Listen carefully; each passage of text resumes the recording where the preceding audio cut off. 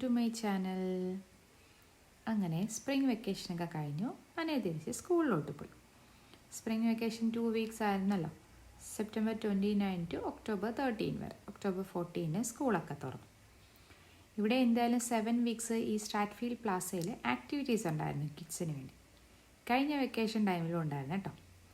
ഈ ടൈമിൽ ഇങ്ങനെ ക്രാഫ്റ്റ് പോലുള്ളതൊക്കെ ആയിരുന്നു. പേപ്പർ വർക്ക്സും ദീപാവലിയുടെ ലൈറ്റ്സ്, ലാമ്പ് അങ്ങനെയുള്ള പ്രിപ്പറേഷനൊക്കെ ആയിരുന്നു കേട്ടോ.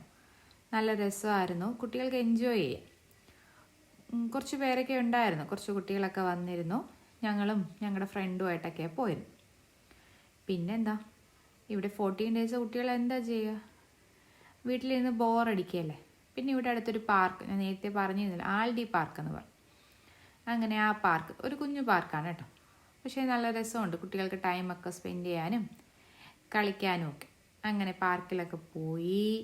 ശിവതയ്ക്കും ഭയങ്കര ഇഷ്ടമാണ് പാർക്കൊക്കെ. അങ്ങനെ അവിടുത്തെ സ്വിങ്ങും സ്ലൈഡും ഒക്കെ ചെയ്തു. നല്ല രസമായിട്ട് എൻജോയ് ഒക്കെ ചെയ്തു. ഇവിടെ ഇപ്പോൾ സമ്മർ സ്റ്റാർട്ട് ചെയ്തിട്ടുണ്ട് കേട്ടോ.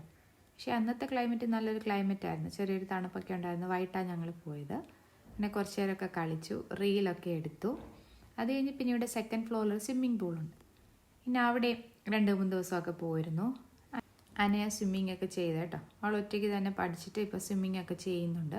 പിന്നെ ഫ്രണ്ട്സുമായിട്ട് കുറേ നേരം ടൈമൊക്കെ സ്പെൻഡ് ചെയ്തു. ശിവത അങ്ങനെ ഇറങ്ങാറായില്ല, ആൾ വെള്ളത്തിൽ കുറച്ച് നേരമൊക്കെ നിൽക്കും. അങ്ങനെ നല്ലൊരു വെക്കേഷനും കൂടെ കഴിഞ്ഞു. കുട്ടികളെല്ലാം എൻജോയ് ചെയ്തു. അങ്ങനെ എല്ലാവരും ഇനി നെക്സ്റ്റ് വെക്കേഷന് വേണ്ടി വെയിറ്റിംഗ് ആണ്.